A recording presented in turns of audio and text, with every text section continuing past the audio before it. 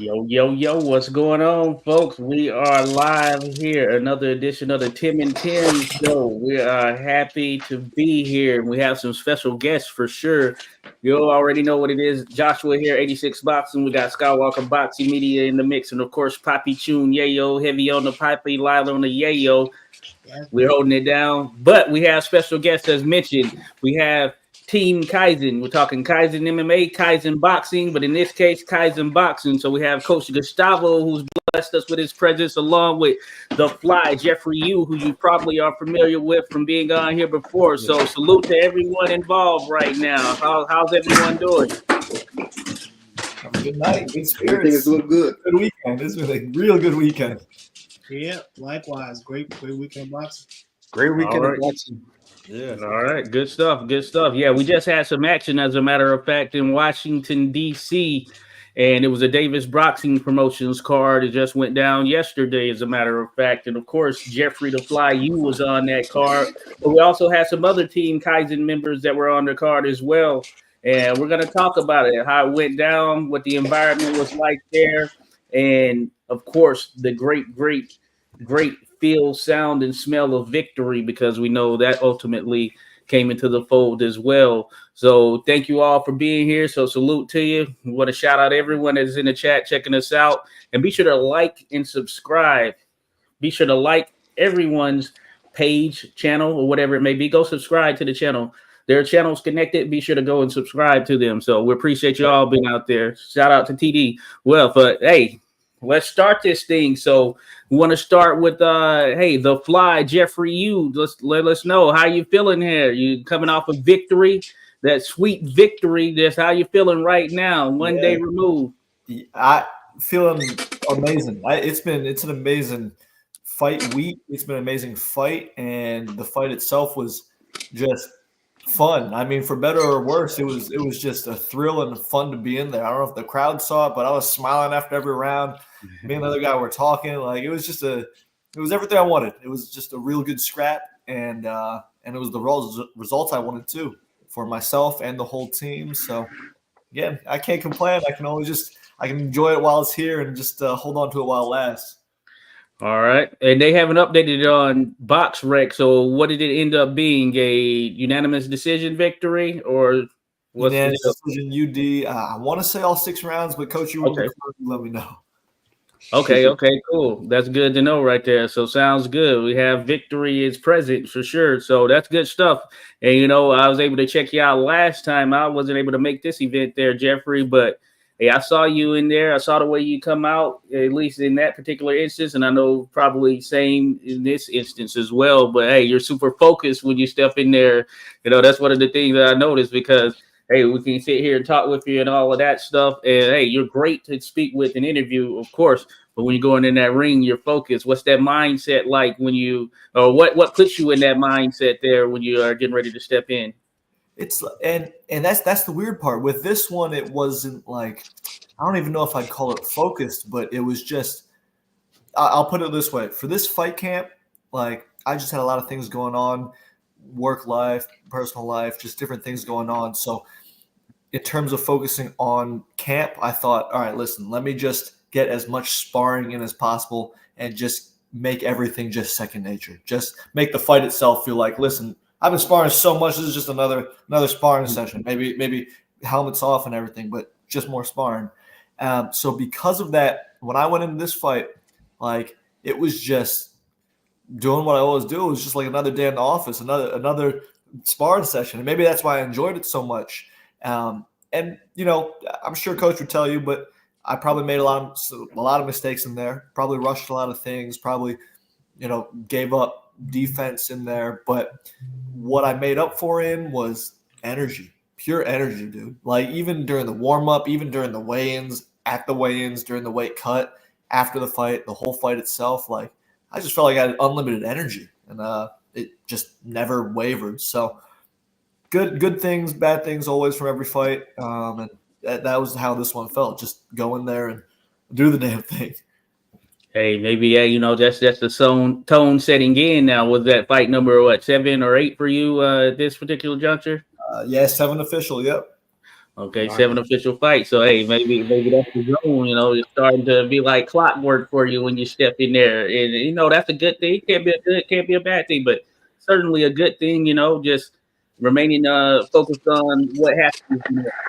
Then, of course, certainly helps with that and that build up towards it. But once you put in that work on the back end, and seemingly, yeah, stepping in there should be kind of second nature to you. Yeah, it just comes natural. Yeah. And was this opponent tougher than your last opponent? Would you say? Would you? Well, yeah, I'll definitely say that. So this was my first. I want to say step up, but I want to consider it that. But he did have what 16 or 17 fights. My other opponents 19, I believe. 19. 19, and my other opponents topped out at 4, maybe 6. So it was a step up in that regard. And again, I gotta give it to that dude. I said beforehand at the weigh-in, I was like, I want to have a good scrap. I always say that. Mhm. And he obliged me. We were in there, we were chatting the whole time, and he was a crafty vet. He was showing up on the ropes, taking some shots, and being like, "Is that all you got? Come on, throw another one." Because he wanted me to open up too. So it was a good fight for sure. Hey, so you know, I'm sure this is going to come up at some point somewhere, somebody's channel. Maybe here first, I don't know. But how would you rate your ability to perform the task that your coach was giving, the instructions that your coach was giving you in the corner? How would you rate that? And would you if you could, would you want to improve on that? Could you talk to that point for a bit if you don't mind? Yeah, no, for sure. I would I would rate that an F. Honestly, I would rate that an F. Because even watching the fight afterwards, everything that he was saying in the corner, when I'm watching the footage, I'm like, yeah, I see exactly everything he was talking about. But in the fight, the feeling was, I know what he's talking about. I'm trying to implement it, but it's not working out for me. So let me just keep doing what I'm doing. It's already working, so I'll just keep doing what I'm doing. Watching the fight afterwards, it was, okay, I know what he's telling me, and I know what I could have done to make it work for me. But in the fight, it was just, well, let me just keep doing what's working right now. Interesting. Cool. Yeah. I mean, taking that into account, hey, Gustavo, what was your perspective from being there as the coach and seeing the action as it was happening? And if you don't mind, you can introduce the folks, some of the newer Yes. listeners or new viewers to the channel, who you are there. Well, first of all, nice to meet you, all of you. I'm Coach Gustavo. I'm from Chile.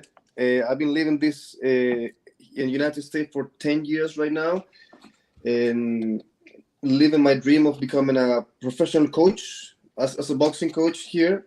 I used to be competitor and teaching basic stuff. I mean, teaching boxing in my country, but as an amateur, as a hobby.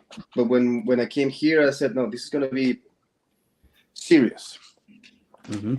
And well, coming through the fight and talking about Jeffrey's fight, first of all, you saw, I mean, if you guys watch the fight, you can see the essence of his nickname, the Fly. Mm-hmm. You know, the essence of his nickname is the Fly, that the guy is feeling overwhelmed with pressure and punches. Okay, and this is what he the styles of Jeffrey love sometimes to put that pressure. I mean, we have different things. When he was in the amateurs, there were like 2 or 3 fights when the opponents quit because they couldn't handle that. You know, and also one, they stopped it on the corner. You know, and in this fight, he was putting that pressure. He was getting those punches. I was trying to ask a few more things so he can get different views.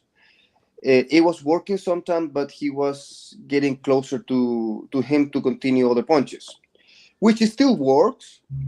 But if we want different approaches, we're gonna be getting better on that. I'm not gonna give you exactly what it is because you will see it in the next fight. There's definitely things I could have improved on, for sure, for sure. And so the reason why I asked that question, I mean, it kind of sort of because I feel like casual boxing fans seem to have a hard time trying to figure out if it's the boxer being a knucklehead or if it's the coach in the corner who just doesn't have the level of experience that they need to make an adjustment with their fighter. So this is, I just basically was asking that so that we could, get an idea of, the relationship between the boxer and the trainer. So I got to say, I've seen many times where fighters they weren't listening to what the trainer was telling them, and the trainer was given the exact right instructions. You guys are the eyes outside the ring. So, basically, so yeah, I told you. I mean, I ask a different question, and I'm gonna poke at you a little bit. Yeah. Make sure. I love it. I mean, in my mind, my philosophy is like Demetrius Johnson, Mighty Mouse Johnson. Oh yeah, because I heard him once say that he views it as like his coach is in the corner playing a video game, and he's just the video game character. He just does what the coach does. And that's how originally that's how I went into it as well.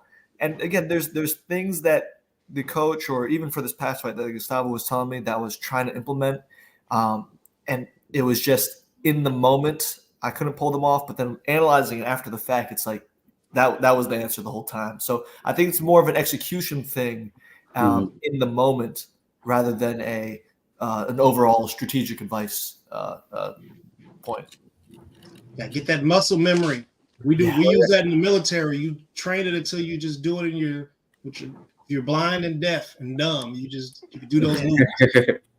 And I'm thinking, I imagine that sometimes the situation or each situation in a fight can be very different, and you adjust and make do with the situation at hand. And we've seen at varying levels. For instance, there was another fight on last night, Jahai Tucker.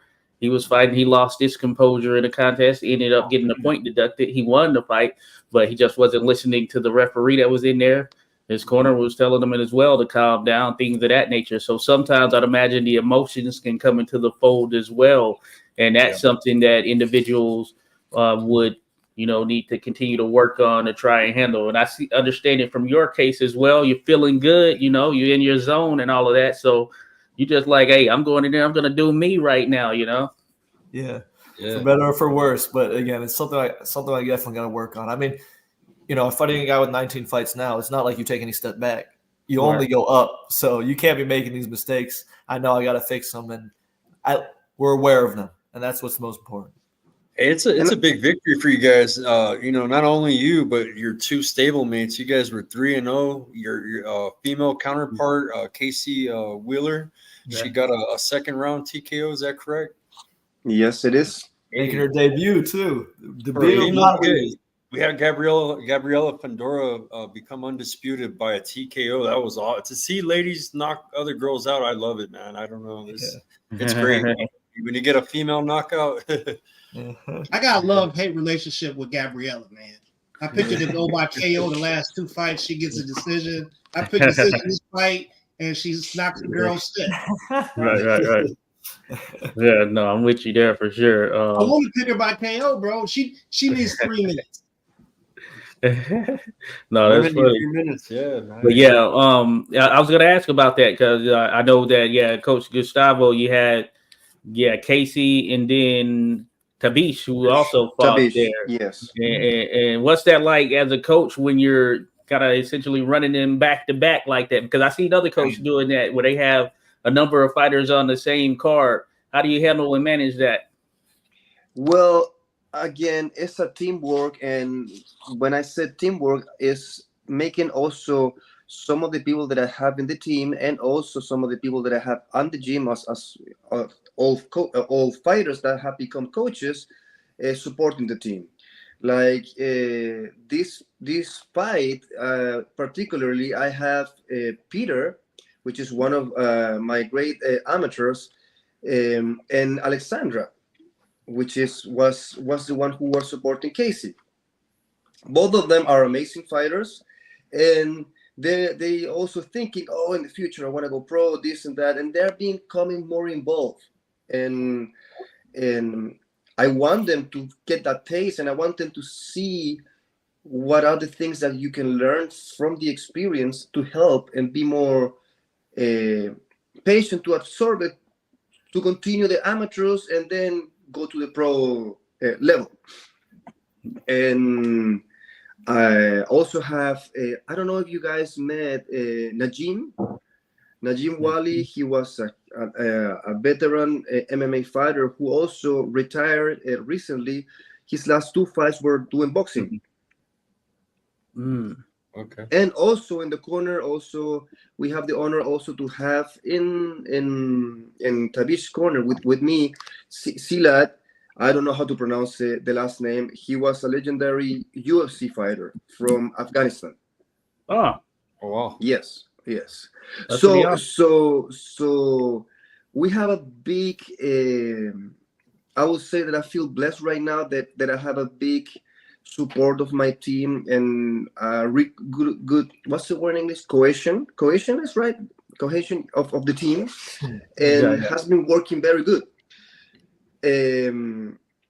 So, like for example, Peter has been learning also to hold mitts.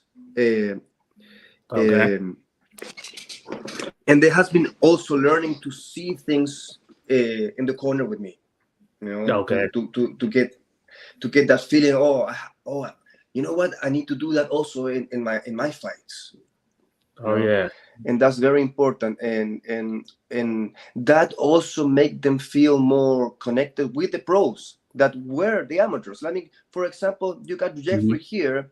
Jeffrey, let's say in my team, is the veteran. Is a younger fighter, but is the veteran in terms of history of the team. He's the one who I not built from the beginning because he used to train on his own, but he's the one who I built from his amateur career. Okay. To become a professional fighter. I've been with Gustavo my whole career. Yep. Exactly. We're gonna build fighters. Yeah. So and from then the other fighters can see results and see what is about building a relationship to creating a fighter. You know. Oh yeah. And there are ups and downs. Don't get me wrong. Oh, coach, I didn't do this, I didn't do that, or you're wrong, which is fine. It's part of. If I'm gonna be a coach and say, hey, no, I'm right. No, that's not true. If you have those coaches that always say, no, this is I said it and it has to be like that. Yeah. It's not gonna work. That you have to create what's the word? I mean, like a relationship, not a relationship, a conversation between the fighter to build more. Because I can say, hey, you need to do this. Yeah, but I don't feel comfortable doing that because I don't feel myself in the right position when I'm doing the combination. Okay, we need to approach it in another way. You know, and then the good thing about professionals now we have that. For example, with the flight team, we have been able to record a lot of the fights, and like he was saying, I analyze it. Oh, I can see what coach was saying, or I can see what. So you start building more because now you've seen it from the corner. From the videos are from the corner. Oh yeah. Hey coach, let me give you. I want to give you because so far what I'm hearing, what you're doing is it's an incredible philosophy. So you go to college, you got a teacher that teaches you physics. So you study the physics to learn the physics.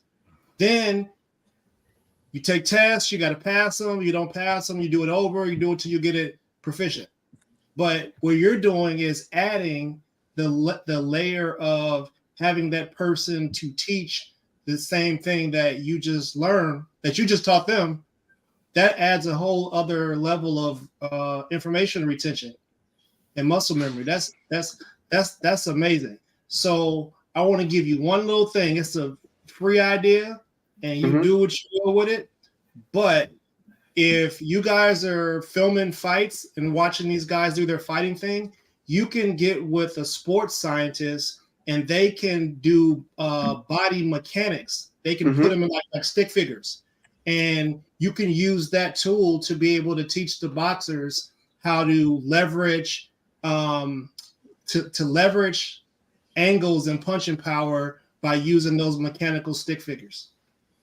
Look, that's very interesting that you mentioned that, because, for example, the team support each other, and I, at the beginning, I used to be the one during the time of the pandemic. I was creating the team and building with conditioning, and we were doing classes together, and I was doing conditioning and then boxing. But there's something that you don't know. Our debut, Casey, she's an expert in that, and she's a high level trainer also. And one day I said, you know what, I'm gonna focus more on the boxing. And I talked to Casey, and she took the hand of the team, and they train together every once a week or twice a week. And they do that. And mobility, power, speed, everything. All the training is thinking about boxing. Yep. Casey's both the teammate and my coach. So That's yeah. Oh, wow. They So, did I had a question about Casey. I seen her back in the day on Rough and Rowdy. I follow Rough and Rowdy. That's where I seen Casey before. And so what's her history with boxing? Can you share that with me? Like, well, she's a boxer, man. Yes. Let me tell you a little bit, and hopefully in the future you can interview her so she can keep. I'm gonna give you what I see as a coaching, as a coach, and everything that I've experienced with her. When I was before, I has always been the coach of Kaizen MMA, but before I also was working as in a UFC gym. And I met her because one day she came inside the gym, and I want to learn boxing. And I started training her, and out of nowhere, I want to learn boxing because I was the ringer of Rough and Rowdy, and now I want to fight. Okay. And out of nowhere, we start training, and then she told me, I gotta fight in 1 month. I'm like, what? So funny thing, I was thinking, okay, in my mind, okay, I'm gonna train her, and she's gonna go there. She might win or lose, and then she's gonna quit. And I was, I love the sport, and I love to build fighters, and I'm like, I hope she doesn't quit, right? Funny part, she starts sparring, and during the pandemic, we were sparring in the second floor, and I bring her to the first day, and they were calling some girls to spar, and she sparred with one of them, and she got destroyed with a huge punch, and she was bleeding all over the place. It was first time sparring. And I'm like, in my mind, okay, she will quit. She went to the restroom, cleaned herself, come back. She was getting beat up again, but she never quit. Okay, I said, all right. And that's when you realize she's a bad mother effer. Then she went to the Rough and Rowdy and did the fight. And it was an easy fight. She won the fight. And then she come back, I'm gonna continue training. Okay, all right. And then she told me, 3 months, they're gonna put me to fight the champion of what? I'm like, what? So we continued training, and then she was like, I don't care. Whoever put me in front of me, win or lose, I'm gonna go fight. And so I started to getting so happy about her mentality, and we were step by step learning, and she was, I think she did like 12 fights in Rough and Rowdy, a bunch of fights. Mm-hmm. She She did over there also. beating up on Trailer Park Tammy. She's fit though. She was always. I seen her. She was a ring girl too in one of them, right? And then she fought and did. And I'm not gonna let her live this down. Cherry Bomb, she's still running. Where's Cherry Bomb going? Where's Cherry Bomb going? Where's that title? Cherry Come on. Bomb. She sold the show. That's why I remember her, because she was like she was like the headline of the whole show for that Rough and Rowdy, I think, man. So. Oh yeah, yeah, And let me tell you, like Jeffrey said, where's Cherry Bomb? She wanted to become pro, but before she wanted to beat her, and she disappeared. Unfinished business right there. But during that process, I told her, "Hey, get your boxing license, get your amateur license. So whenever they don't have shows, I put you to fight amateurs." And she said, "Okay." She get the boxing license, and she started doing amateur fights. The first fight, she lost because of the nervous of the different approach. Mm-hmm. And after that, she started beating every single girl in front of her. The problem was that after that, it was hard for me to give her a fight opponent. Nobody wants to fight her. And her last amateur fight, she lost because she was gassed out for another exhibition that she did the day before. She's like, "I don't care, I just want to fight." Okay, you know what? You want to try yourself? Let's go. We went to Nashville, fight in Nashville, beat up a girl, like really, really beat. I was angry with the referee because they never stopped the fight, and I'm like, "What are you doing?" She's getting destroyed, and then we fly back. We wake up at 4 a.m. There was two fights on Friday. She fight on Friday. She fight on Friday and then on Saturday. And Saturday, and Saturday she lost on split decision, and only because she got out. She was like, "Hey, I don't care. It's fine. I didn't get hurt. She barely hurt me, and I know she feel my power. I don't want to fight her again." And then so imagine this. Imagine this bad mother effer is training you in strength and conditioning. I mean, good hands. We got good company on this team. Like, we're good.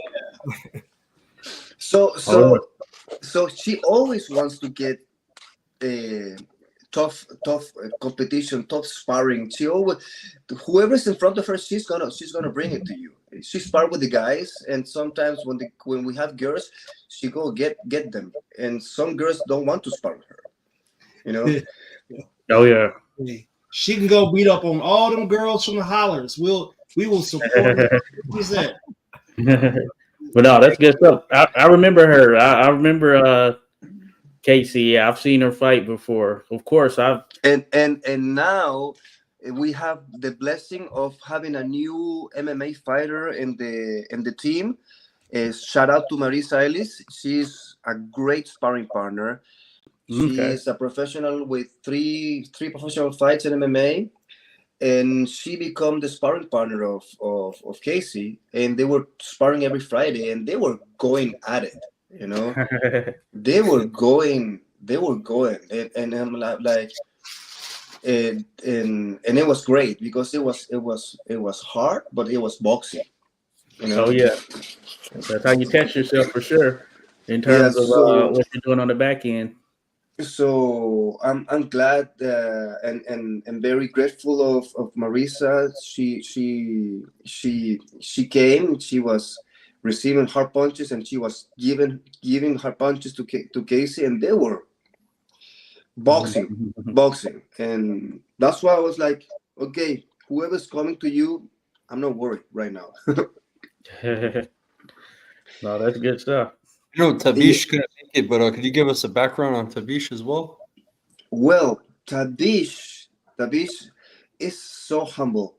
Tabish is a guy who started training with me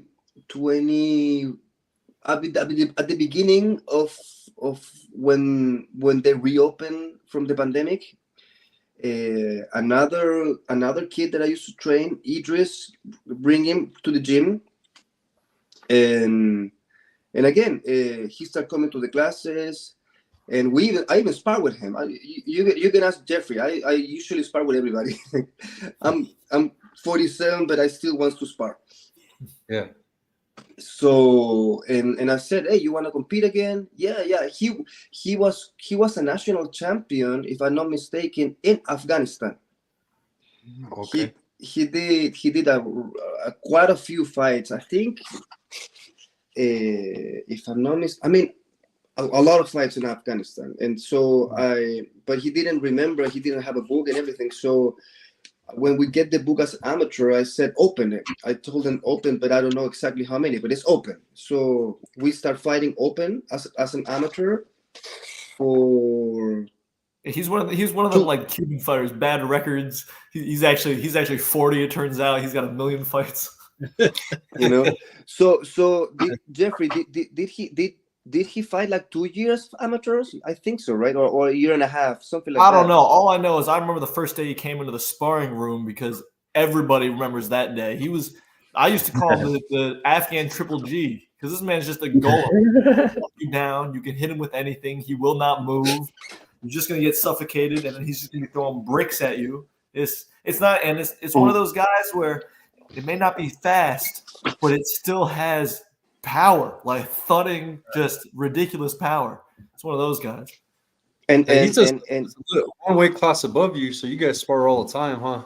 All the time, yeah. It's good back and forth. We got a good mix of styles to spar with. Yeah, and again, like Jeffrey says, he's like a Triple G that walk through you, but he has a lot of defense techniques. Yeah. I don't know if you guys watched the fight yesterday. He was destroying this guy, and the guy, whenever he was trying to hit him, he was slipping, moving back, rolling punches, having fun. And even in the amateurs, his last fights on amateurs, the guys were high level fighting against him, throwing punches like crazy, and he was making them miss and then touching, making them miss, and boom, that left hook. He's dangerous. It's sneaky. He's one of those, because he's come forward guy. You would think he's right there, but again, you can't hit him. You can't hit him, and it's not like he's making fast movements. It's just somehow you can't hit him. He's in front of you, but he's not there. And you got that feeling of I don't know, the Hulk or something like that, because you're sparring with him. I'm gonna put my face closer, but you hit him in the face, he's like he walks to you, and you're like, oh shit, okay, he's coming. I don't know, when you hit someone in the face and he started doing this and then like walking to you, you're like, oh shit, this is gonna be long. Yeah, I imagine that can play on the mental right there. You're just hitting someone with everything, and they're just not bulging. It's like, oh my goodness. Better Beef does that to everybody. Yep. You can say that Tabish is like a mix between Better View and because of the pressure, and Golovkin because Triple G was also good on his defense. Yeah. Oh yeah, he was. He was pretty solid. Yeah, I always enjoyed Triple G. Yeah, and Eyes. and he is so humble. Everybody love him in the gym, and that's another thing that the Afghan community support each other. Amazing. Whenever he has a fight, you will see 200 people. I mean, a lot of people. Like yesterday. Yeah. They put him on fight number 8 because he was the high seller ticket. He was the best one. He was the guy who sold more tickets. Yeah. And I mean, some of you were there. No. They didn't stream the fight. The first fight with your last fight with Jeffrey, we were able to watch it and everything. We were able to see it. But this fight, they didn't post anything till the early morning hours. You know what I mean? There's Blueprint Boxing or Blueprint Photos. The guys that take photos. Blue corner. Blue Yeah. Corner did a great job. Blue Corner and Live with Light Skin Lou usually does good coverage. You guys too. So shout out to Lou. Shout out Lou. Yeah. But as far as they didn't, I guess you had to be there in person. That's what they wrote people in the comments because I asked them. I said you got to buy a ticket and come to Washington D.C. So yeah, they usually have it streaming with BXNG, but I guess not this time around. As mentioned, I intended to be there. Yeah, I didn't make it to this one, but hopefully some video pops up. That is out there of the different things. You got a video, right, Jeffrey? Yeah, I was able to upload one round, but yeah, I got some footage. You can present it, bro. There's a present button. You can actually share the screen if you want. All right, cool. I don't even think I've watched that. Hey, Coach, let me ask you a question. Because the UK fighters, man, I can't stand watching them because they be fighting dirty.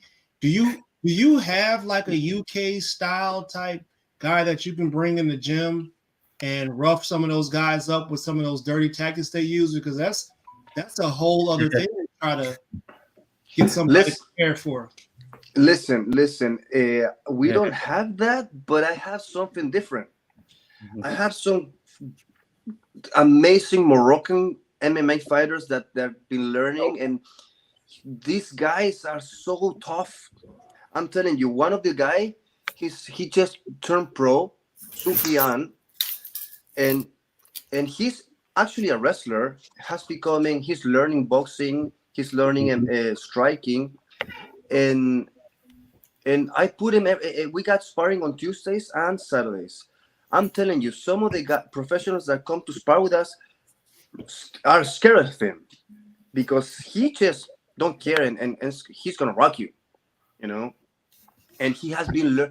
He's a sponge. He learns so fast. So and his power and his clinch is great. So that's one thing.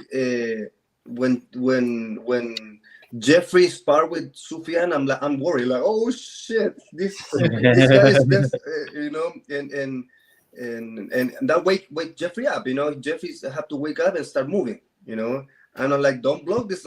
Just move your freaking head. Don't block it. He's gonna move you. There are definitely some advantages to having MMA guys around, because we were just talking with our boy Vince about that, and him being able to understand some wrestling and head positions to be able to get somebody off of them from walking them around the ring. Oh yeah. I mean, you can ask Jeffrey. Jeffrey, when he sparred with Sufyan, that guy is dangerous. That's another thing to watch. He's learning for sure. He's learning so fast. Yeah, that's another thing. Jeffrey, give your opinion of that. I mean, that's he has been helping you in your dirty boxing in a way. So he's just explosive. That's the adjective to describe him. I've never seen someone more explosive than this man. Even when just moving around the ring, he's always hopping, and you just know something's coming. And the thing is, people with that type of like twitch energy and that twitch movement, that energy wears down. They only got that for a round or two, but now with him, every single round a cannon might come. You don't know when that gunshot's coming, but it's there at any point. And it's almost like when you see wrestlers, shoot for takedowns, but he applies it to the punches. So it's crazy. And it's like a video game. He's charging his leg up for a super kick, and he can't let the kick go because kick is not allowed. So, exactly. Yeah. But he's using his wrestling, pushing you and then hitting you, and he's super strong. Oh yeah. Yeah, imagine you have to watch for all types of punches coming as well. I've seen, definitely on the amateur side, there are a lot of guys who you can tell their discipline, or at least their main discipline, might have started out in MMA, and they're learning the boxing trade, So that's one thing that I've noticed as well. So, and that does help having someone like that. That's why I give you the example of Sufyan, because his nature is wrestling. He's from Morocco, and he just become professional. But all his last fight as a professional, and all the at least the 2 or 3 fights in and amateur, everybody was scared of him about his wrestling, but he was beating up everybody on striking. He was destroying everybody on striking, and he was very, very comfortable. Why? Because as a discipline, he never missed boxing sparring. He come to boxing sparring every time, and you can see it, you know. You can see it on and again, like the team of Kaizen MMA, the boxing fighters also get benefit from the amateur. I mean, from the MMA guys, because the MMA guys have some good footwork to escape. Yeah. Right. So they have to move fast. They have to move, get closer or get away. You know, and also. The MMA fighters get the benefit of the boxers, of the volume, you know. So all the MMA fighters of Kaizen are dangerous, and in Virginia, they're now the high level respected. No, it's like, oh, you fighting for Kaizen? I don't know. Some people don't want to fight them. Well, gaining that reputation, that's a good thing right there. So they know, hey, that's what it takes. Because I know that a lot of people look for certain levels, especially thinking about it from an amateur standpoint. I know you were mentioning. So yeah, sometimes some coaches don't want to put their fighter in with someone who has a bit more of experience, you know. But when we get into the tournaments, of course, like you're doing Golden Gloves, things of that nature, then generally, hey, it's just a draw right there, and you can't avoid it. So, exactly, things. Yeah, Dion said, "Sounds like a best of both worlds gym." It does, Dion. Yeah, Oh, yeah. I feel blessed, very grateful to be in that gym, and again, I feel that my boxing team is getting a lot of beneficials of what we are learning and getting from there. Hey, Coach, who's your favorite fighters from the past and the current that you study and try to implement some of their techniques to your fighters? Okay. It could be past and current. It could be past and current. I mean, past Duran, Canizales. If you know Canizales, everybody think that Lomachenko is the best. But if you go watch Canizales, Lomachenko is a mirror of Canizales. Canizales was a Lomachenko from the past. Right. Then Duran, I said Duran. I said Canizales. Pino Cuevas. Oh yeah. Yep. It was nice. And all the ones that, I mean, like the styles, I like different styles. I don't stay with one style. Like Floyd Mayweather style, Miguel. I mean, you can see two different styles between Miguel Cotto and Floyd. They are two completely different styles, but they are very beneficial, but for different fighters. You know. Right. Then you have what you see in the all these Ukrainian fighters. Yeah. Moving, you know. So I take everything from different styles. I'm from Chile. I learned from two boxers in Chile, Juanito Candia and Don Jorge Mena, two champions, and also have a Cuban study from one of the biggest coaches right now. He lives in Miami, El Tigre Castaño. Tigre Castaño now he was a big kickboxer and boxer from Cuba. And he used to train Jermaine Taylor, and he was the coach of Masvidal when at the beginning, and he has a lot of bare knuckle fighters right now. Hey, he got from Little Rock. Yeah, that's really yeah, that's crazy. Yeah, that's Where I'm from, repping that Arkansas area. Oh yeah, Ernest as well. Yeah, yeah. So I bad got a story intentions for sure. I got a story about Jermaine Taylor that I can't repeat out here. Oh, I'd imagine. I'd imagine. Well, one of the things that my coach Eric, he was very disappointed because he's the one who built Jermaine Taylor, and then the manager of Jermaine Taylor put him with the last coach who passed away. Rest in peace. Oh what's yeah, his Manny name? Stewart. Emmanuel Stewart. You know, but he was the one who built Jermaine Taylor, not Emmanuel.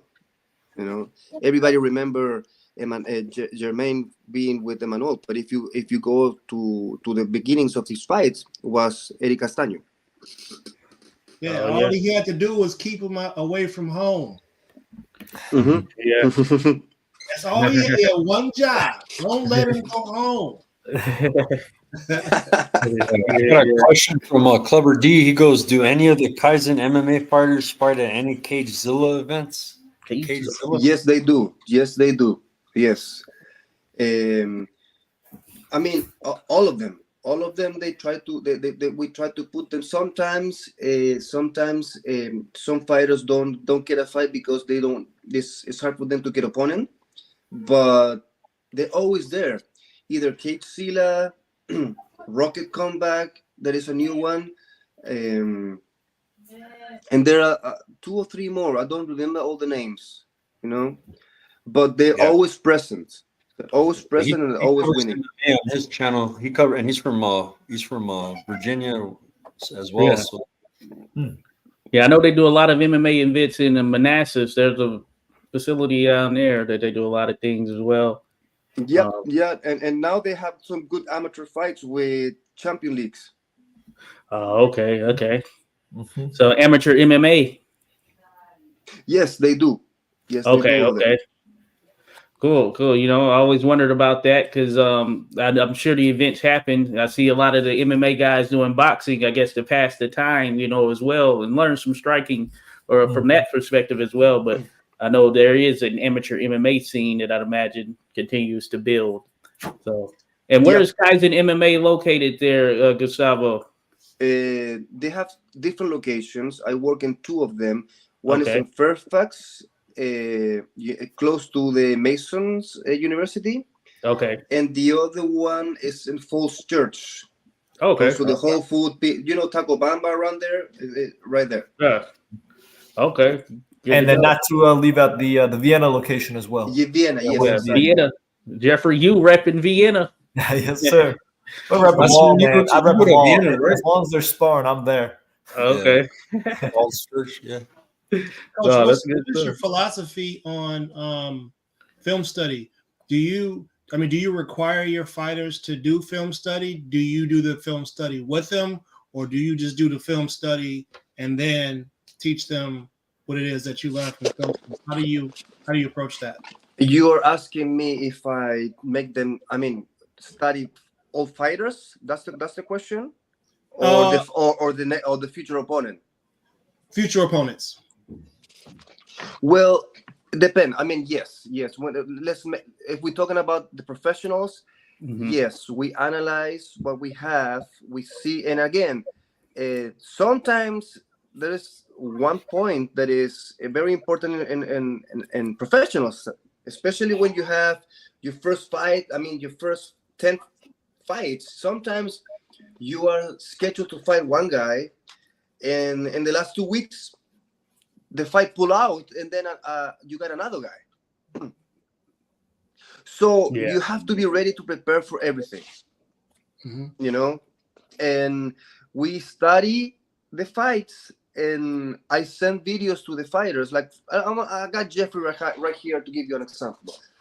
The last two fights, I've been trying to pick or try to find shorter guys for a particular reason. Is my reason is for him to keep that distance and be aware of those guys with that trying to come with overhand hands and get closer on you, and because he loves to get closer and scrap, you know it.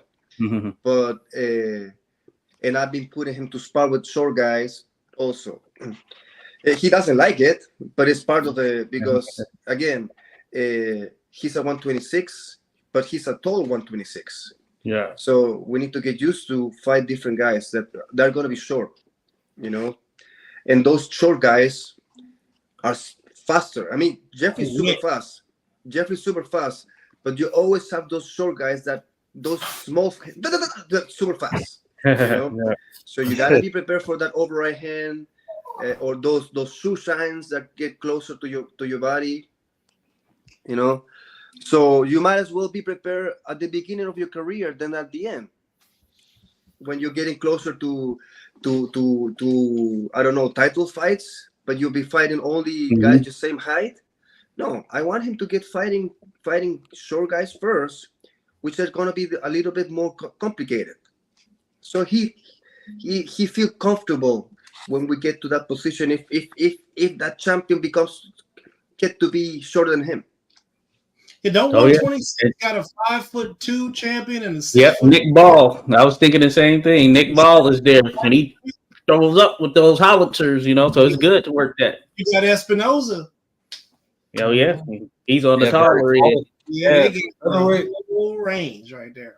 He's like 6'1". And that's why I prefer, and I want him to start fighting at the beginning with short guys, you know, and because again, Jeffrey is the fly. He's gonna be in your chest, or he's gonna be working whatever he wants to work and feel comfortable. And that's another thing. That's one thing that I said to him every time he go to spar. He loves to spar, and I said, "Hey, don't spar with that guy. I want you to spar with these ones." Okay, coach. And then I turn my head to the other side, and I see him spar with that guy. You're like, what the how hard it is for me to say no when someone does. Man. Oh, yeah. No, that's good stuff right there. Hey, that's the right mindset and mentality to have. So certainly listen there, Jeffrey, because, hey, that's the right path for sure. I think that's a good thing. And also, ring walk too, bro. I didn't even bring that up. Who you gonna call? Jeffrey, you. Thank you, my man. Thank you. We're gonna give you a hard time if you don't listen to what your coach said, especially if we can hear it. When you come back here, you got to answer. You hold your feet to the fire. Right. Coach said double the jab, but you went out and just started throwing the threes. Right. You gotta keep it going. For sure. No, and it's real talk. And I've said this before when we first interviewed Jeffrey. Because I officiated on the amateur side right here in DC, Maryland, all that good stuff, and do some stuff in Virginia here and there. But basically, yeah, I've done fights where Gustavo's been in the corner. So, and when you're in there and you're an official, you can hear what's going on. You can hear what's being yelled out and all of that stuff. And I can say that certain coaches stand out just from the instructions that they're giving, the direction they provide to their fighters and all that stuff, and then how they carry themselves. And Gustavo is one of those individuals for sure. Top tier right there for sure. So he's amongst some of the best that I've seen that are out here. Just thinking about the Washington, D.C. area and the amateur coaches who are pretty much on that same grind. And that's the kind of the stuff that goes unnoticed. Sometimes, of course, you're doing the pro thing, but there are a ton of amateur fighters that are out there, and you can have a ton of amateur events going down. You might have multiple fighters on those. So we definitely salute to that right there, Gustavo. Thank you so much. Hey, Mr. Coach Gustavo, we're not gonna let Josh butter you down like that. I've been waiting to ask this question for a long time. So, Coach, how would you rate Joshua's ability to referee? Does he break it up too fast? Does he let low blows go a little bit too much? His style of refereeing? No, he's patient. Wow. He's patient, and listen, it's a tough call to be a referee, you know, because one thing people needs to understand: the referee is the one that everybody wants sometimes hate or blame him, you know. Certainly. And coaches, fighters, oh, why you do this? Why you do that? Look. You made a mistake, you know, and the referee told you 2 times, and the 3rd time he deducted a point, or you got disqualified. Mm-hmm. shut the fuck up and get out of the ring. You know, but and in the amateurs, it's how you build yourself. Again, like yesterday, after the fight, we were in an interview, and they were asking me how do you feel because you were with 3 fighters in the show, and I said I was feeling, yes, of course, stressed, super stressed, but blessed because I love it. And second, I've been working with, sometimes bringing 8 fighters to the show. I now I have the ability that Jeffrey, for example, he took the coaching license as amateurs to help me up, and sometimes he come with me now to help me in the fights, especially on Golden Gloves. He's a great asset with me. But at the beginning, when he was an amateur, I was sometimes going to shows with 8 or 10 people, and I was like wrapping hands and then warming up, wrapping hands, warming up. And that's what amateurs do, prepare you for the professionals. I was very, very honored to feel that in the interview they were, hey, you were doing a great job. But again, we have all the coaches over there, like Coach Nesto from the Hillcrest. He was also one of the fighters. My head to him, this is amazing coach, you know, and he did really, really good. Shout out to Coach Nesto, you know. So again, we are a community, especially in amateurs, and I always said, you can. In the amateur field, you're gonna know all the coaches and all the fighters. There is no reason to hate each other, you know, and to build, you know, and again, every coach is different. You need to find your coach that is gonna help you and build you up. And again, here in the DMV area, they have very good, amazing coaches. You know, if you are in Ashburn, I believe, and in the area of Ashburn is Coach Pete. You know, then we have Coach Lorenzo is from the DMV. They always come to us. You know. You know what's crazy? When he started coming to us, I was like, oh my God, this coach has like 4 fighters and 3 of them were lefties. Like, and I'm like, okay, I'm blessed. We always gonna have lefties, you know. But how can you see a coach that all these fighters are basically lefties? That's you don't see that always. No, that's a rarity right there to have multiple, you know. Don't they make them all fight left-handed in Cuba? Excuse me, sorry? I feel like they make them fight, all of them fight left-handed in Cuba. I've seen a video like that where they're all in southpaw. Well, the thing in Cuba is that they like to switch stances and move around. You can see the way also they move is beautiful. I learned that a little bit with Coach El Tigre, and that's the beauty. For example, you guys, El Tigre Castaño, he was a great boxer, but he also did kickboxing. Do you remember? I think it was in the 80s. Chuck Norris did a tournament. He created a tournament, and it was on TV. Oh yeah, I know what you're talking about. Yeah. Well, Eric was one of the fighters. He was destroying everybody and switching stances all the time. Well, I haven't seen it, but yeah, Chuck was legit in it for sure. All right. Chuck Norris, they say Chuck Norris was born before his daddy was. Oh yeah. Yeah, and it was a tournament of kickboxing, but it was like a kumite. It was very interesting. And they were team fighting. Yeah.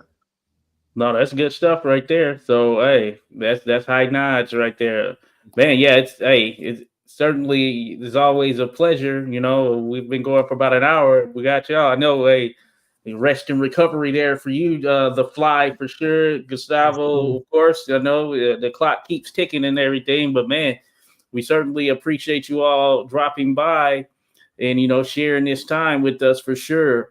And of course, Jeffrey the Fly, we know you're the Fly there on Instagram. Was Jeffrey? What's your Instagram again, Yes, sir. Jeffrey?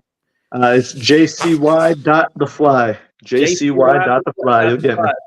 And I know Gustavo, you're on Instagram as well. How can people follow you and get some of those tips? I have his information scrolling on the bottom too, guys. Oh yeah, it's right there. Yeah, Very nice. Yeah. Kaizen coach Gustavo. You know, Coach Gustavo's at Kaizen. For those that can see it, it's right there, scrolling across the screen, right there. You got all of them. Casey Wheeler, Tabish. exactly. Well. No, this has been great, and it's always a pleasure, having you all on.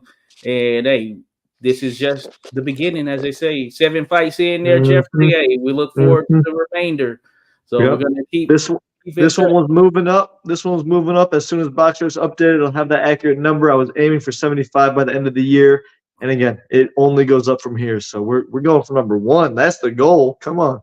You